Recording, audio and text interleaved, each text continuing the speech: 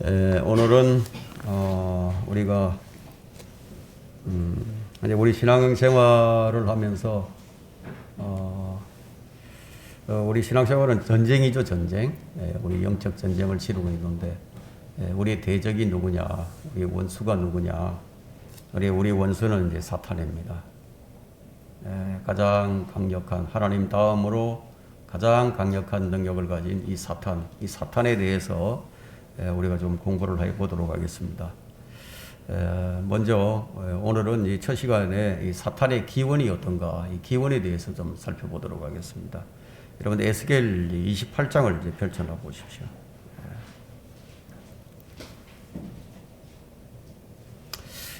사람들의 생각에는 이 사탄이 존재하는가, 이 사탄이 존재하고 있다면 어디에 존재를 하고 있을까? 그럼 사탄은 무엇을 위해 존재를 할까? 그리고 사탄은 우리 인간에게 어떤 영향을 미치고 있을까? 참 사람들에게 참 궁금증을 자아내게 하는 이 존재가 이 사탄이 분명하죠. 사탄은 우리에게 이런 궁금증을 자아내게 합니다. 물론 현대 과학은 이 사탄의 존재를 부정하고 있지만, 근데 인정하는 곳이 있어요. 어디냐면 할리우드입니다. 근데 할리우드에서는 이 사탄의 존재를 인정을 합니다.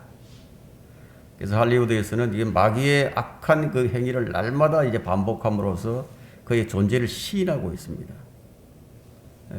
사실 이제 그들에게 있어서는 이 마귀가 자신들을 이끌어가는 영웅이죠, 영웅. 이 영화나 드라마에 그 나오는 이야기 줄거리들 대부분이요, 모두 다 성경에서 나온 이야기를 재탕하는 것에 불과합니다. 물론 이 사탄이 사람처럼 인격을 가진 존재로 믿는 사람은 거의 없죠.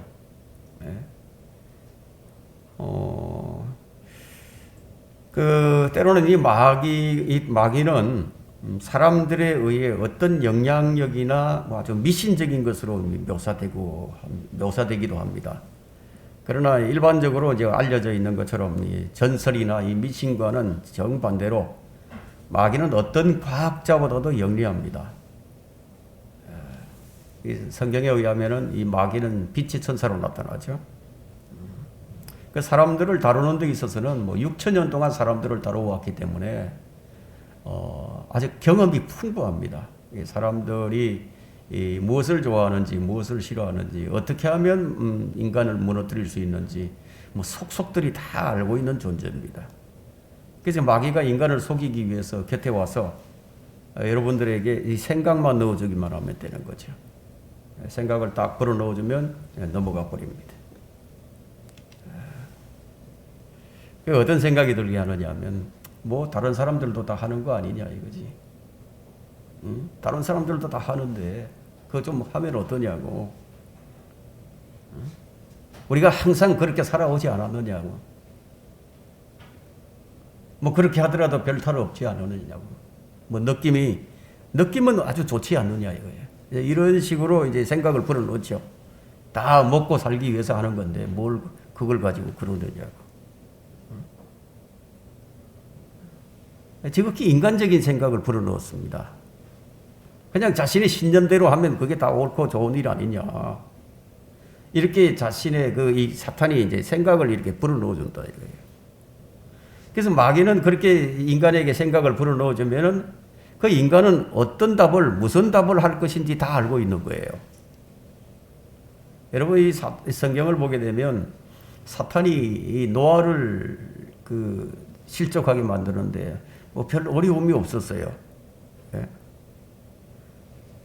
베드로가 주님을 부인하며 저주하게 했던 그 일도 마귀에게는 아주 쉬운 일이었어요. 마귀는 심지어 하나님의 마음에 맞는 사람, 하나님의 마음에 합한 사람인 그 다윗이 이 간음과 살인을 하게 하는데 아무런 어려움이 없었어요.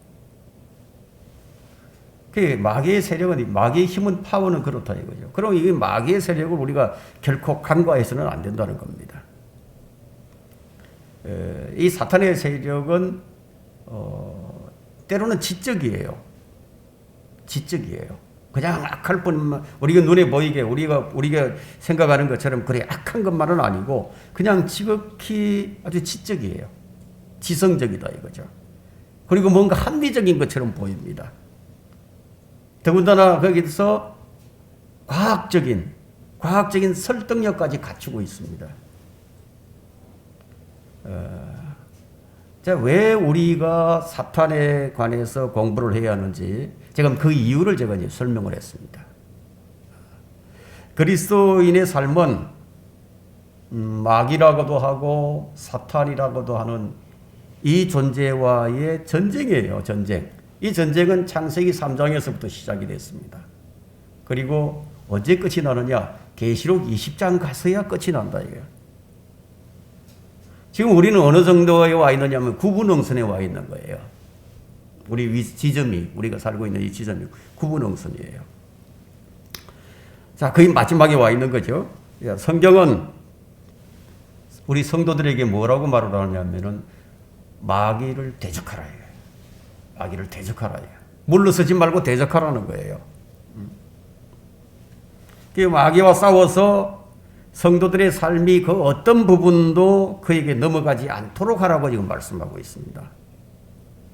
자, 우리가 사탄과의 전쟁에서 승리하려면은 사탄이 어떤 존재인지, 무슨 활동을 하는지, 그 사탄의 역할이 뭔지, 사탄의 기원은 어떤 것인지, 뭐 이런 것을 좀 정확히 알아볼 필요가 있는 것이죠. 그래서 첫째로 사탄의 기원에 대해서 우리가 이제 알아보는 겁니다. 사탄은 어떤 존재냐? 스스로 있는 존재냐? 그건 아니죠. 사탄도 피조된 존재예요. 하나님에 의해서 만들어졌어요. 원래 골로새서 1장 6절에는 만물과 영적 존재들은 모두가 다 하나님에 의해서 창조됐다는 거예요. 그런데 이 사탄의 창조 시기가 알려지지 있지 않아요. 언제 사탄이 이 창조되었는지 알려져 있지는 않지만 그가 어떤 존재였었느냐, 원래 어떤 존재였느냐, 그것은 이제 알려져 있습니다. 성경이 말하고 있기 때문에 그가 기름 부음 받은 그룹이었다는 사실을 에스겔이 밝혀주고 있는 거예요. 자, 그런 면에서 우리가 그럼 언제쯤 이 사탄이 만들어졌을까? 우리는 추측인데요. 추측인데 창세기 1장 1절 이전 어느 때일 것이라고 추론을 할 뿐이죠. 정확하지는 않아요. 추론, 왜 정확하지 않은? 성경에 그런 기록이 없으니까. 추론할 뿐인데 사탄은 하늘과 땅, 천지가 창조되기 이전 어떤 존재였느냐? 기름 부음 받은 그룹으로 창조가 되었습니다. 5그룹이 있죠. 5그룹인데 그 중에 하나로 이제 창조가 됐다. 그는 하나님의 보좌를 덮고 있는 그룹이었어요. 하나님 보좌를. 그 에스겔 28장에서 우리는 이거 사탄에 대한 묘사를 이제 보게 됩니다. 이 사탄이 26장에서는 투로 왕으로 지금 지칭되고 있는데, 이 투로 왕은 사실 이 역사적으로 볼 때는, 역사적인 인물로 볼 때는 바벨론의 그 느부갓네살 왕이거든요. 이 역사적인 이 투로 왕을 우리는 뛰어넘어서 그 느부갓네살 안에 있었던 교만, 이 교만을 불어넣은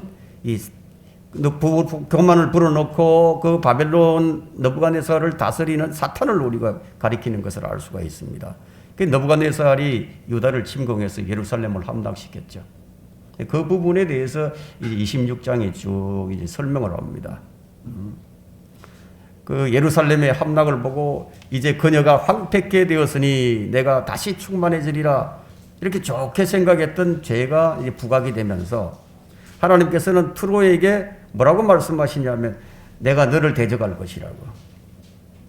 내가 너를 대적할 것이라고. 그리고 26장 21절은 내가 너를 몰락하게 하리니 너는 더 이상 존재하지 못하리라. 주 하나님이 말하노니 사람들이 너를 찾는다 해도 결코 다시는 만나지 못하리라. 자, 이런 말씀을 미루어 볼 때 이것은 역사적인 것으로만 국한시켜서는 안 된다는 사실을 우리가 발견할 수 있죠. 예, 앞으로 하나님께서 이렇게 하시겠다는 거예요.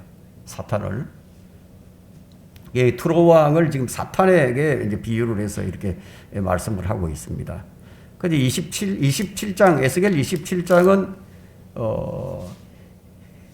이 트로 왕이, 이 멸망을 쭉 설명을 했고요. 또 이 트로 왕이 어떤 생활을 하게 될 것이고, 어떤 역할을 하게 될 것인지, 이제 그것을 기록하고 있습니다. 교역이 발달하고, 상품이 풍부하고, 넘치는 재물로 풍로를 누리게 되는 그런 이제 트로에 대해서 설명을 하고 있는데, 이것은 영락없이 대환란 때에 이 적그리스도를 향해 있죠. 그리고 이제 28장에서는 마귀를 상징하는 인물로 이 트로 왕을 이제 등장시키는 거예요.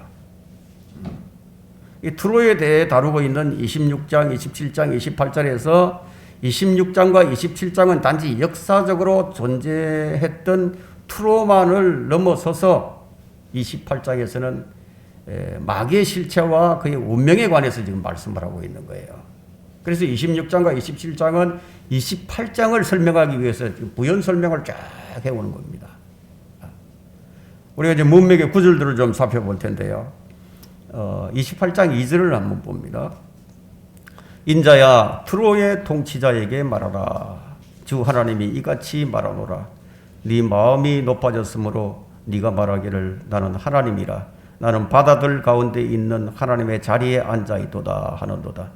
네가 네 마음을 하나님의 마음처럼 정할지라도 너는 사람이지 하나님이 아니니라. 사람이지 하나님이 아니다. 자, 이 구절은 이제 트로 왕은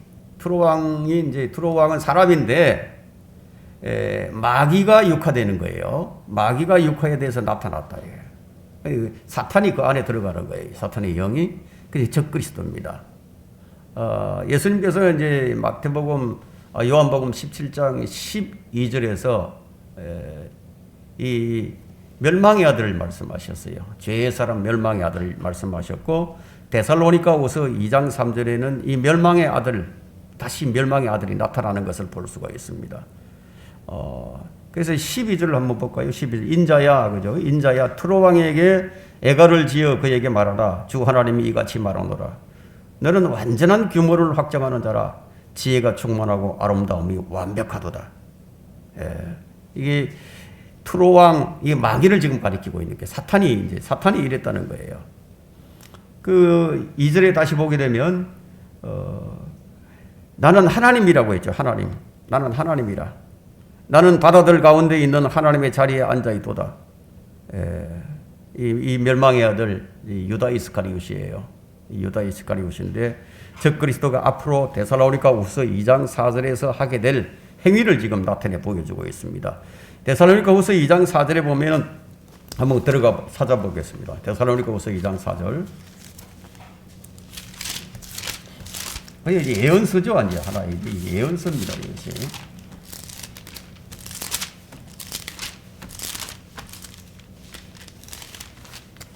이 장 4절에 보면 그는 대적하는 자며 또 하나님이라고 불리는 모든 것과 숭배받는 대상 위에 자신을 높여 하나님의 성전에 앉아 하나님처럼 보여 자신을 하나님이라고 하느니라.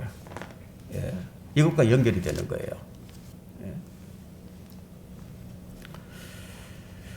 3절을 볼까요? 다시 3절, 28장 3절에 보라, 네가 다니엘보다 더 현명하며 그들이 네게서 숨길 수 있는 비밀이 없고. 역사적으로 볼 때 느부갓네살 왕은 다니엘보다 현명하지 못했어요. 근데 여기서 이제 현명하다고 그러죠? 현명하다고 누구를 가리키니? 적그리스도를 얘기하는 거예요. 마귀는 각 인간에 대해서 속속들이 다 알고 있다는 얘기예요. 그런 마귀가 이제 육화된 적그리스도로 등장해서 사람들의 생각을 다 읽는다 이거예요. 사람들의 생각을 다 읽고 각 나라의 지도자, 통치자들의 생각을 다 읽는다 이거예요. 그런 정치자로 나타날 때 누가 그를 대적할 수가 있겠어요? 대적하지 못하죠. 7절로 한번 가보겠습니다. 다시 뛰어넘어서 7절. 보라 네가 그러므로 내가 타국인들 즉 민족들 중에서 무서운 자들을 네게 데려오리니 그들이 네 지혜의 아름다움을 치려고 그들의 칼을 뺄 것이요 또 그들은 네 광채를 더럽히리라. 광채를 더럽힌다. 마귀는 빛이신 예수 그리스도를 흉내를 냅니다. 마귀는 결코 빛이 아니에요. 사람들은 그가 빛의 천사를 가장해서 나타날 것이기 때문에 많은 사람들이 속게 되죠. 사탄이 이제 적그리스도가 진짜 그리스도인 줄 알고 속게 됩니다. 그러나 그에게서 빛이 나가지만 빛이신 주님과는 다르다는 거죠. 예. 마귀는 멸망당함으로써 그의 광채 역시 사라지고 말 것입니다. 누구에 의해서? 예수 그리스도에 의해서. 가짜는 진짜에 의해서 사라진다는 거예요. 자, 8절을 봅니다. 그들은 너를 구렁으로 내리리니 그리하면 너는 바다 가운데서 죽임당한 자의 그 죽음으로 죽으리라. 예. 너를 구렁으로 내리리니. 즉 구렁은 우리가 끝없이 깊은 구렁. 사도행전 1장 25절에 보게 되면 이 마귀의 처소, 유다 이스카리ot이 가 있는 처소가 바로 이 끝없이 깊은 구렁이에요. 이 끝없이 깊은 구렁에 지금 천사가 있는데 그 구렁의 왕이 누구냐면 유다 이스카리ot이라는 거예요. 이 사람이 다시 나타나게 될 텐데 계시록 9장 11절에서 다시 올라온다는 거예요. 다시 올라온다. 끝없이 깊은 구렁에서 나와서 다시 멸망으로 들어갈 자이기 때문에 그를 가리켜서 멸망의 아들이라고 얘기합니다. 그래서 대환란 때에 이제 끝없이 깊은 구렁에 나와서 이 그리스도를 가장해 가지고 활동을 하겠지만 결국은 멸망으로 들어간다는 겁니다. 그것이 이제 계시록 17장 8절에 기록하고 있죠. 참 이 성경은 참 신비롭습니다. 이게 하나하나 다 연결이 되는 거예요. 잘못 연결하면 큰일이 나죠. 8절 다시 보면 바다 가운데에서 죽임을 당한 자들의 그 죽음. 이건 뭘 의미하느냐면 어디로 도망갈 수도 없다는 거예요. 아무리 피한다고 해도 안 된다는 거죠. 꼼짝없는 상황에서 죽임을 당할 수밖에 없다는 것을 지금 강조하는 말입니다. 예수 그리스도에 의해서 꼼짝없이 이제 사로잡히는 거죠. 자, 이 부분에 대해서는 너무 많은 성경 구절이 나와 있는데 이사야 8장 7절과 8절, 이사야 17장 12절, 아모스 9장 4절에서 6절, 또 예레미야 46장 7절과 8절, 이런 부분들은 이제 에스겔 26장 19절에서 21절을 우리가 좀 참조해서 여러분들이 읽어보신다면은 이해가 훨씬 더 빠를 겁니다. 에스겔 26장 19절에서 21절 보겠습니다. 주 하나님이 이같이 말하노니 내가 너를 사람이 살지 않는 성읍들처럼 황폐한 성읍으로 만들리라. 내가 기품을 네 위에 가져오고 큰 물로 너를 덮을 때 내가 옛날 사람들과 구렁 속으로 내려가는 자들과 함께 너를 데리고 내려와서 너를 땅의 낮은 부분들이 어디예요? 땅의 낮은 부분들은 지옥이죠. 즉 옛날에 황폐한 처소에다 구렁에 내려간 그들과 함께 놓아두리니, 구렁에 내려가 있는 자들이 있죠. 함께 놓아둔다는 얘기예요. 구렁에 내려간 자들이 누굽니까? 끝없이 깊은 구렁에 가 있는 자들이 있죠. 타타로스라는 곳에 또 들어가 있는 자들도 있습니다. 그 옛날에 거기 황폐에서 내려간 자들이 있다는 거죠. 이는 너로 사람이 거하는 곳이 되지 못하게 하리 함이라. 그러나 내가 산자들의 땅에는 영광을 세우리라. 내가 너를 몰라가게 하리니 너는 더 이상 존재하지 못하리라. 주 하나님이 말하노니 사람들이 너를 찾는다 해도 결코 다시는 만나지 못하리라. 다시는 이제 적그리스도는 못 나오는 거예요. 적그리스도는 완전히 거기서 이제 끝이 납니다. 땅의 낮은 부분, 기품이라든가 이런 거, 기품은 창세기 1장 2절에 기품이 나오죠.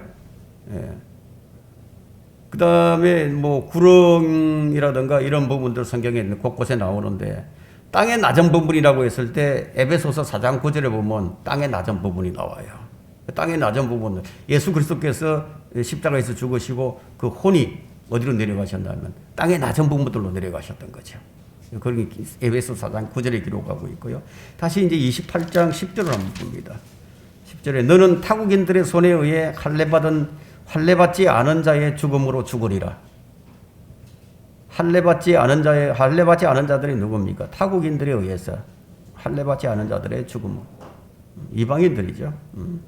이는 내가 그것을 말하였습니다. 주 하나님이 말하노라.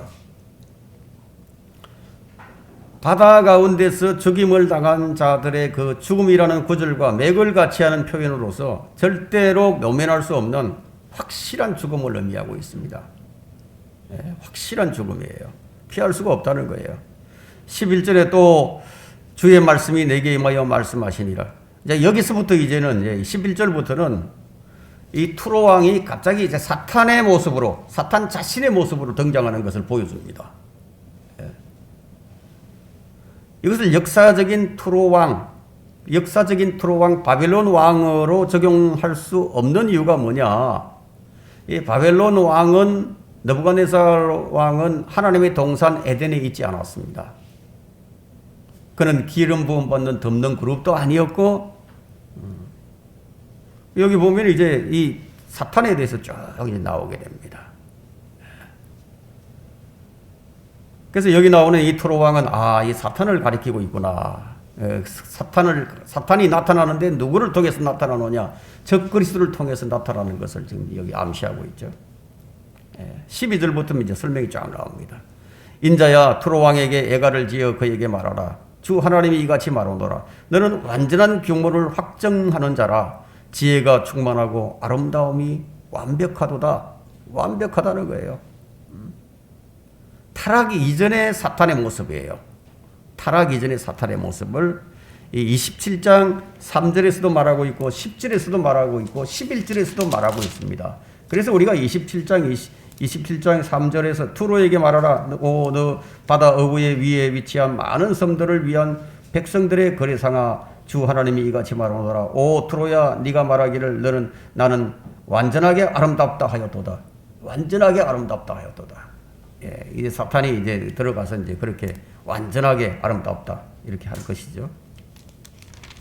그래서 10절에서도 이제 말씀하고 있고, 그 다음에 11절에서도 말씀하고 있습니다. 28장 13절을 다시 봅니다. 28장 13절. 네가 하나님의 동산 에덴에 있어 귀한 돌인 통보석과 황옥과 금강석과 녹보석과 얼룩마로와 백옥과 사파이어와 에메랄드와 홍옥과 금으로 덮여 있었고, 네 북들과 관악기들이 만들어짐이 네가 창조되던 날에 네 안에 예비되었도다.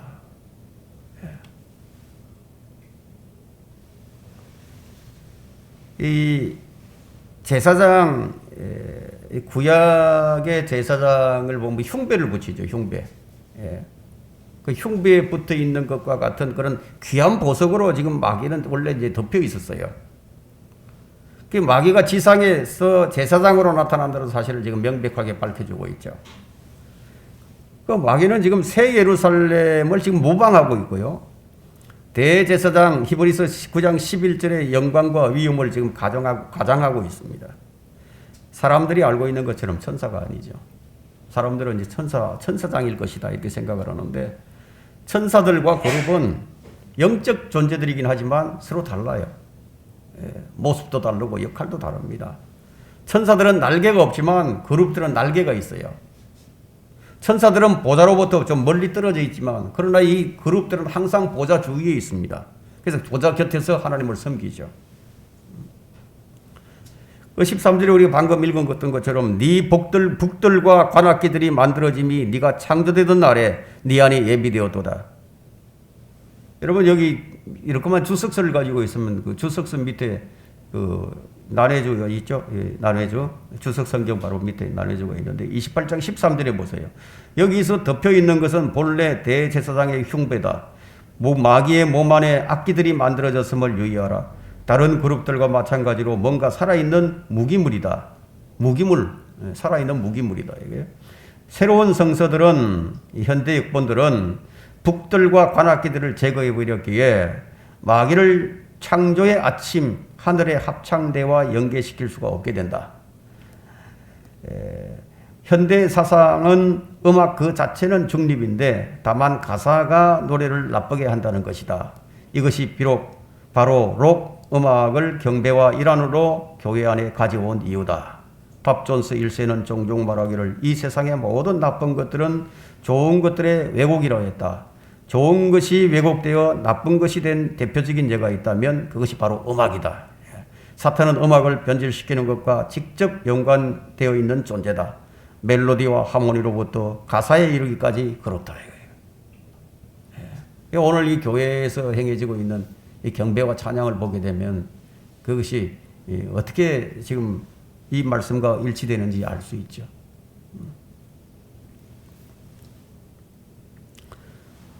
마귀는 음악과 긴밀한 관계가 있는데 하나님의 아들들, 여기서 하나님의 아들들은 천사들이에요. 천사들이었어요.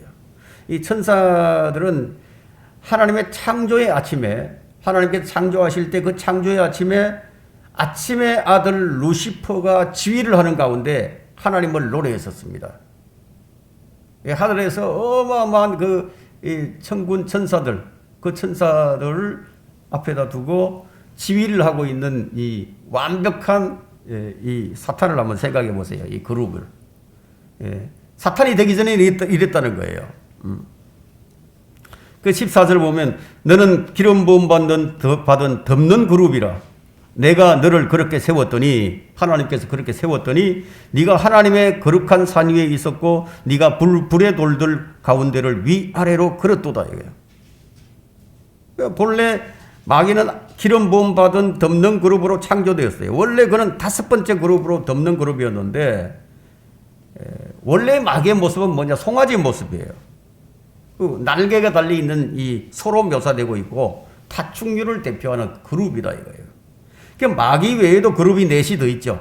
그룹이 넷이 더 있는데 에스겔 1장과 10장에 나오고 또 계시록 4장에도 나옵니다. 이 그룹 중에 사람의 모양은 무엇을 얘기하면 사람을 인류를 대표하고요.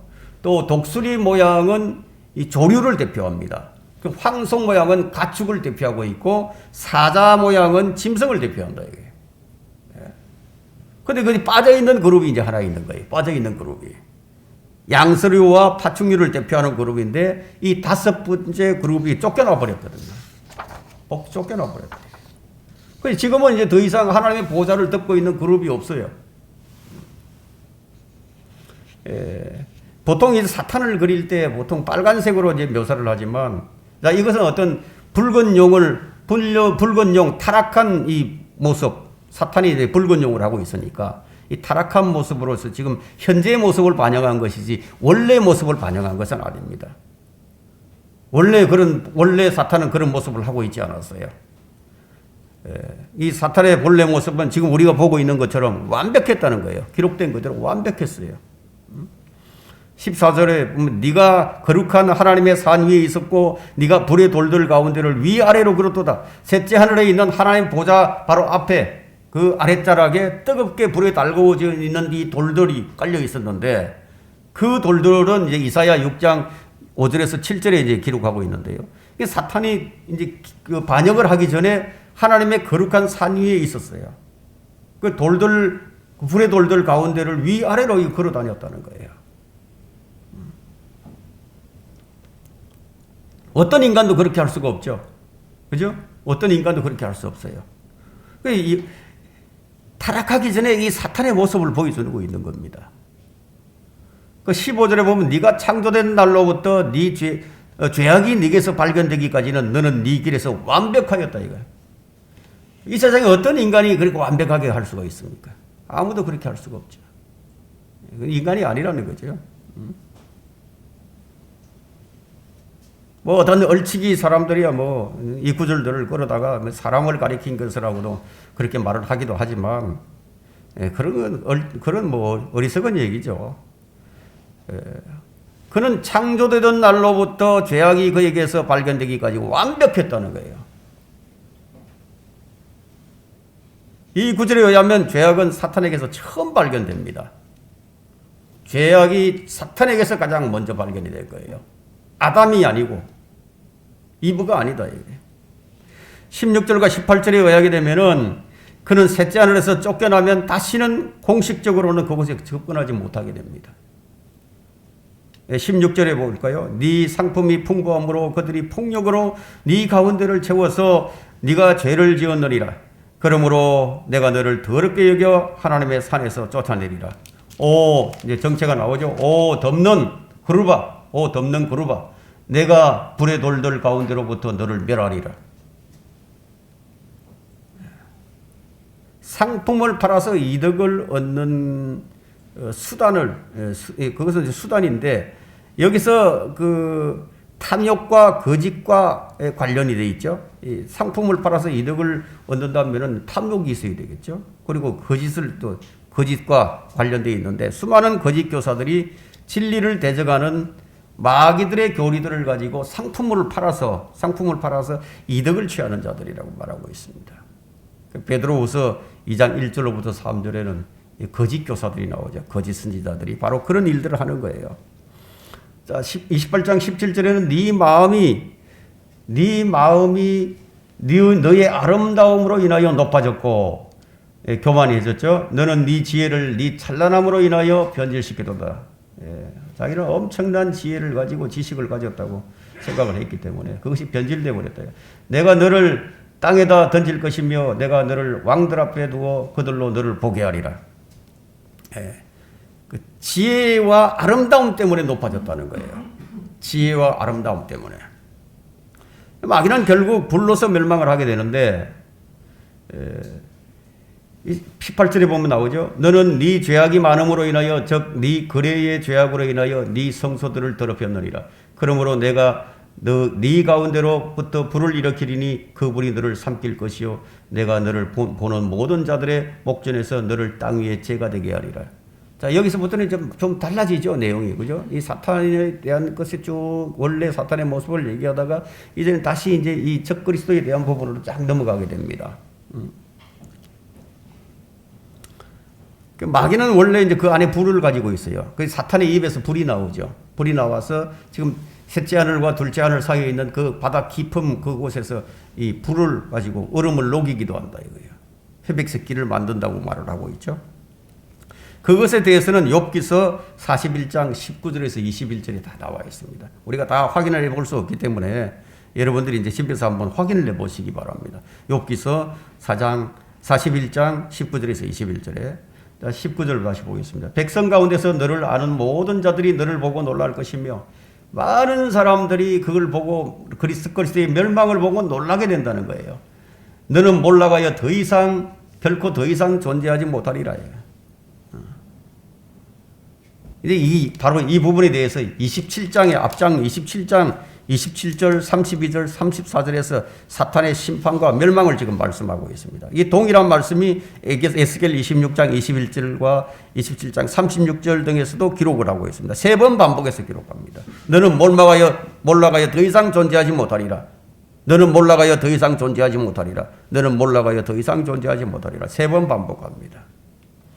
자, 우리 이제 사탄의 본래 모습을 이제 여기서 에스겔에서 우리가 좀 알아봤는데, 이제 이사야서에 대해서 좀 살펴보겠습니다. 이사야 14장으로 한번 가보세요. 이사야 14장 12절로부터 15절에 묘사되어 있는 이 사탄에 대한 묘사를 좀 살펴보겠습니다. 우리는 전후문맥에서 이 9절부터 이제 17절에 나오는 이 지옥과 구릉의 심판에서 심판을 받는 이 사탄을 지금 기록하고 있는데, 특히 이제 11절과 15절 이 구절들에서 이제 심판을 받는 사탄을 기록하고 있고요. 자, 이 구절들 역시 역사적인 바벨론 왕이 아니라 바벨론 왕을 비롯한 세상 왕들 안에서 그들을 지배한 사탄에 관해서 지금 말씀하고 있는 겁니다. 사탄이 적그리스도 안에 들어가는 거예요. 그래서 육화된 그 적그리스도가 되는 거죠. 사탄이 되는 거죠. 적그리스도는 그가 모든 왕들을 다 지배하고 있죠. 다 지배할 것이라는 거예요. 그 지배한 사탄에 관해서 말씀하고 있는데, 자, 11절 봅니다. 네 화려함과 네 비올들의 소리가 음부까지 끌어내려졌으니 벌레가 네 밑에 깔려 있고 벌레들이 너를 덮는도다. 네 화려함 얼마나 화려했으면 네 화려함이라고 얘기하고 있을까요? 에스겔 28장 12절에서 사탄의 반역 이전의 모습은 참 아름다움이 완벽하다고 했는데 28장 13절에서 각종 보석으로 장식된 모습을 말한 것을 우리가 살펴보았죠. 자, 여기 이제 네 비올의 소리라고 얘기하는데 역시 음악과 관련이 있는 것입니다. 음악과 관련된 사탄의 모습을 지금 설명하는데 에스겔 28장 13절에서 사탄이 창조되던 날에 악기들이 네 안에 예비되었다고 지금 말씀한 것과 같은 연관이 되어 있습니다. 사탄의 원래 지위에 대해서 말하자면 사탄은 아침의 아들 루시퍼예요. 아침의 아들 루시퍼. 여기 12절 볼까요? 오 아침의 아들 루시퍼야. 그 루시퍼의 뜻이 뭐냐면 히브리어로 헬렐이라는 단어를 쓰고 있는데 헬렐의 뜻은 빛을 비추는 자예요. 혹은 빛을 전달하는 자. 그런 뜻이 있는데 루시퍼는 헬렐의 그 라틴어 표현을 이제 루시퍼라고 하는 겁니다. 그의 이름의 뜻에서 보듯이 루시퍼라는 이 말은 빛의 천사로 가장하는 사탄의 정체를 확실하게 보여주고 있는 것이죠. 여기서 우리가 좀 주의해야 될 점은 사탄은 참 빛이 아니라는 거예요. 그는 빛을 가지고 있지도 않습니다. 또 천사도 아닙니다. 그래서 자신을 빛의 천사로 가장을 한다고 말씀하고 있죠. 13절부터 14절 보겠습니다. 이는 네가 네 마음속에 말하기를 내가 하늘에 올라가서 내가 내 보좌를 하나님의 별들보다 높일 것이요 내가 또한 북편에 있는 회중의 산 위에 앉으리라. 하나님 보좌에 앉겠다는 얘기죠. 내가 구름들의 높은 곳들 위로 올라가 내가 지극히 높으신 분같이 되리라 하였습니다. 내가 여기서 보면 내가 이렇게 할 것이다. 내가 이렇게 할 것이다. 내가 이렇게 하리라. 이렇게 이제 기록을 하고 있죠. 근데 자신의 교만을 지금 드러냅니다. 지극히 높으신 분과 같이 되고자 했죠. 그것이 바로 그의 죄악이었고 그의 반역이었습니다. 그래서 이 사탄은 자신의 죄로 인해서 이 사탄은 하늘에서 떨어져 버렸습니다. 그리고 땅으로 끌어져 내렸고 12절에 보면 그의 운명은 지옥까지 끌어내려지고 구령의 사면까지 끌어내려지는 것으로 기록되어 있습니다. 15절에 보시죠. 15절에 그러나 너는 지옥까지 끌어내려질 것이요 구령의 사면에까지 끌어내려지리라. 가장 높아지고자 했던 사탄이 가장 낮게 떨어지는 겁니다. 그는 지금 첫째 하늘 이 지구에서 지구를 지금 세상을 지배하고 있고 때로는 하나님 보좌 앞으로 나아가서 우리 형제들을 고소하기도 합니다. 그의 능력은 계시록 12장 10절까지 계속되는 거예요. 좀 부연해서 설명하자면은 이 기름 부음 받은 그룹에 대한 계시들을 다룰 때 우리가 잊지 말아야 할 것은 종교개혁 성경인 킹 제임스 성경을 2만 군데 3만 군데 이렇게 변개시켜 가면서 마귀론과 천사론에 대해 글을 쓴 작가들이 있어요. 그 작가들은 결국 1909년 이후로부터는 성경에서 아무 진리도 찾아내지 못했다는 점입니다. 1909년을 기점으로 성경에서 조명받기를 멈춰버린 거예요. 파충류를 대표하는 이 5번째 그룹이 쫓겨나 이 사탄이 되었는데 성경에서 그는 지금 붉은 용으로 묘사되고 있고 그는 뿔들을 가지고 있어요. 뿔. 그리고 송아지와 같은 다리를 가지고 있고 갈라진 굽을 가지고 있고 파충류를 대표하고 있고요. 그는 분명히 뿔들과 날개를 가지고 뱀의 모양을 한 뱀의 몸을 한 아주 이상한 모습을 하고 있는데 자, 이 피조물 이 모양은 미국 보건교육복지부의 의료 깃발에 있는 표식 그리고 미 해병대, 미 해군, 미 육군의 의무부대의 깃발에 있는 표식과 똑같습니다. 그리고 이러한 모양은 미시시피의 카스파쿨라에서 2명의 정인이 목격한 UFO의 승무원의 유니폼에 있는 마커와 똑같다는 겁니다. 여러분 이런 얘기를 들을 때 무엇인가를 생각하게 되지 않습니까? 이러한 사실은 사실은 천사론을 다루는 어느 누구의 책에서도 찾을 수가 없어요. 사탄이 타락했을 때 그는 보좌에서 쫓겨났습니다. 그래서 지금 하늘에는 파충류를 대표하는 대표가 없어요. 그는 다섯 번째 그룹으로 사망, 다섯 번째 그룹, 사망, 다섯 철자로 되어 있죠. 사탄도 다섯 글자죠. 마귀도 다섯 글자예요. 다섯 철자로 되어 있습니다. 이 세상에 지속되는 한 다섯이라는 숫자는 결코 이 은혜를 상징하는 숫자가 아니라 죽음의 숫자를 가리키고 있습니다. 우리가 사탄의 기원에 대해서 요점을 좀 정리를 해본다면 사탄의 기원은 신비 속에 가려져 있습니다. 한 가지 확실한 것은 그는 피조된 존재라는 것. 그는 가장 품위 있는 모습으로 창조되었다는 거예요. 타락하기 전에 사탄은 기름 부음 받는 덮는 그룹이었지, 그룹이었다는 거예요. 그러니까 그는 하나님의 보좌를 지키는 존재였는데 창조된 날로부터 죄악이 그에게서 발견되기까지는 그의 길에서 완벽했습니다.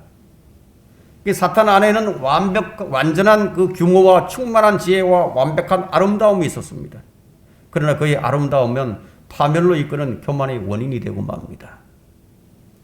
그는 모든 귀한 돌인 홍보석과 황옥과 금강석과 녹보석과 얼룩만호와 백옥과 사파이어와 에메랄드와 홍옥과 황금으로 덮여 있었는데 그는 하나님의 동산에 거했었습니다. 어떤 인간도 그런 인간이 없었죠. 이곳은 지상에 있던 에덴이 아니라 하나님의 낙원을 지금 말하고 있습니다. 왜냐하면 사탄은 하나님의 거룩한 산에 거했기 때문에. 그래서 에스겔 28장 우리가 살펴본 바와 같이 11절에서 19절에서 적그리스도는 사탄이 육체를 입은 모습으로 나타난 거예요. 선지자 에스겔 28장에서 선지자는 에스겔 28장에서 사탄이 최초의 영광에서 떨어지게 된 것을 지금 묘사하고 있습니다. 여기서 언급된 모습 그대로의 투로 왕은 이제까지 존재하지 않았어요. 역사적으로 이제 바벨론 왕으로 비유해서 말하고 있지만 아직까지 그런 왕은 존재한 적이 없습니다. 우리 사탄의 타락에 대한 이유는 이사야 14장 12절에서 20절에서 설명되고 있는데 그는 이사야에서 아침의 아들 루시프로 불렸고 이것은 창조되었을 때 그의 영광스러운 직함입니다. 아침의 아들. 이 세상이 만들어지던 그때에 새벽별들이 천사들이 함께 노래했습니다. 그리고 하나님의 아들들이 모두 기뻐서 소리를 쳤습니다. 그 아침의 아들 루시프로 불리는 이 존재가 이사야 14장 4절에서는 바벨론 왕으로 불리고 있다는 거예요. 바벨론 왕으로. 여기에 묘사된 것과 같은 바벨론 왕은 이제까지 존재한 적이 없었어요. 느부갓네살을 이렇지 않았다는 거예요. 이 구절은 미래에 있을 바벨론 왕에 대한 것임에 틀림이 없죠. 적그리스도가 자신의 도성으로 바벨론을 걸선하게 될 것이고 그 바벨론 왕으로 그곳에 거하게 됩니다. 여러분 마음에 잘 정리하시고 다음 시간에 계속하도록 하겠습니다.